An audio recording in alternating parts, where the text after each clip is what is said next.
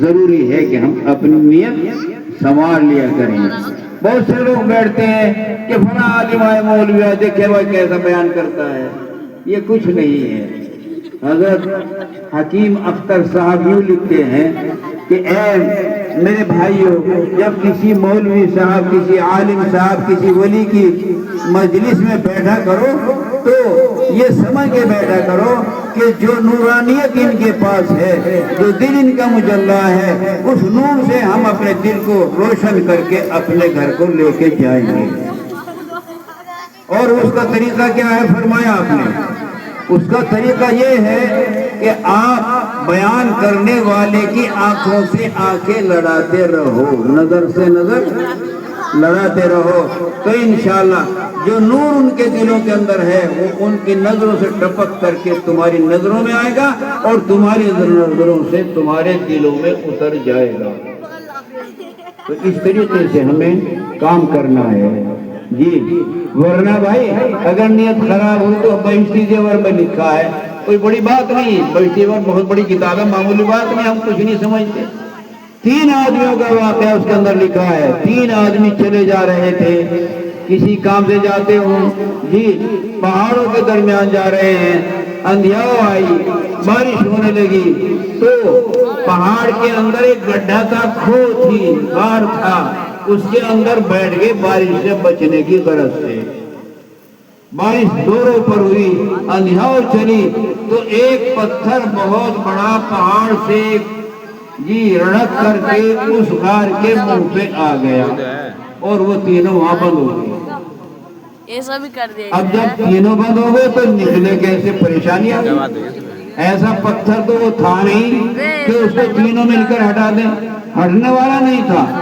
تو ان کے ذہن میں ایک بات آئی، اور وہ یہ بات آئی کہ ہم اللہ سے دعا کریں، اپنا کوئی عمل یاد کریں کہ جو صرف اللہ کو راضی کرنے کے لیے ہم نے کیا تھا، اور اللہ سے کہ اے اللہ اگر یہ تیری رضا کے لیے ہم نے کیا تھا تو اس پتھر کو ہٹا دے۔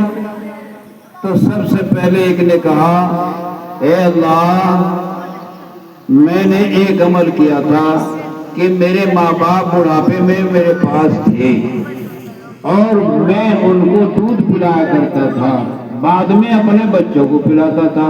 میں دودھ لے کر آیا، دیر ہو گئی تو میرے اماں ابا دونوں سو گئے۔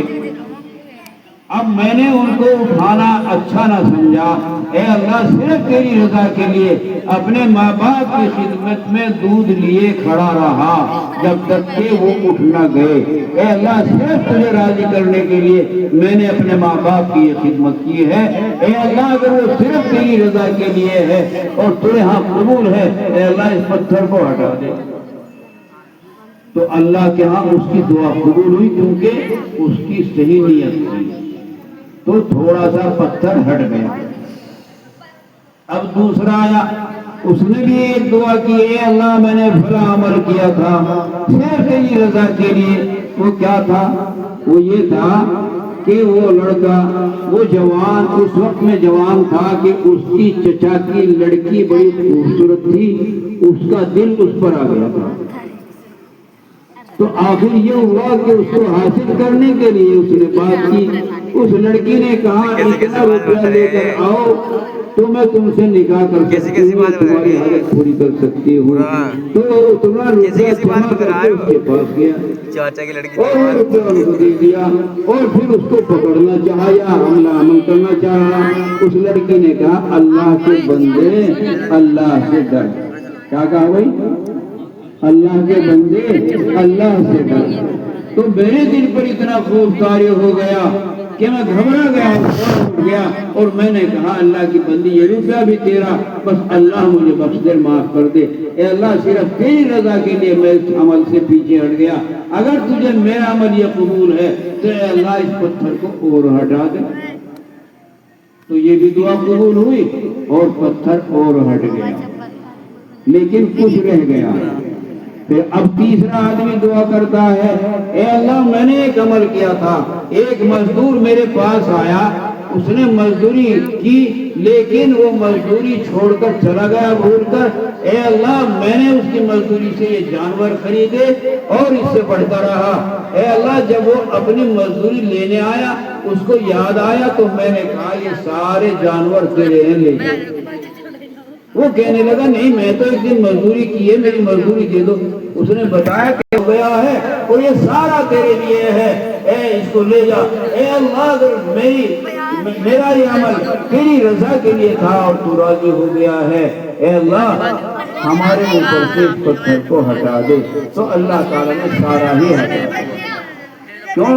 اس لیے کہ ان کی نیت صحیح تھی۔ تو اس واسطے میرے بھائیوں ہمیں سب سے پہلا کام یہ ہے کسی بھی عمل میں اپنی نیت کو صحیح کرنے کی ضرورت ہے۔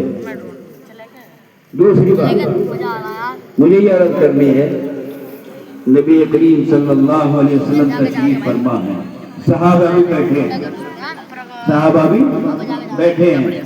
ایک آدمی کا جنازہ گیا اور اس کا ذکر ہوا، لوگوں نے اس کا ذکر کیا تو اللہ کے نبی نے فرمایا کہ وجبت، کیا فرمایا؟ وجبت۔ اس کے بعد دوسرا جنازہ آیا، پھر اس کا ذکر آیا، آپ نے پھر کہا وجبت۔ صحابہ کہنے لگے یا رسول اللہ آپ نے دو جنازے دیکھے، دونوں کے بعد میں آپ نے فرمایا وجبت۔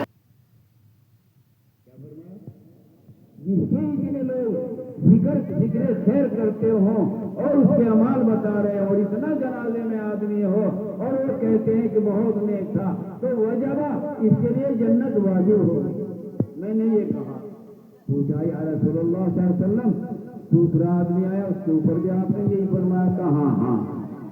جب وہ جنازہ گیا لوگ کہہ رہے تھے کہ ظالم بڑا بدماش تھا، اس نے لوگوں کو بڑا ستایا ہے، بڑا اچھا ہوا مر گیا، لوگوں کی زبان پر یہ ذکر تھا۔ میں نے کہا وجبہ یا رسول اللہ کیا واجب؟ فرمایا اس کے لیے دوزخ واجب ہوگی۔ تو آج بحمداللہ تبارک و تعالی ذکر خیر ہے کس کا؟ حضرت قاری عطا اللہ صاحب رحمت اللہ تعالی علیہ کا، اور ذکر خیر اللہ اکبر وہ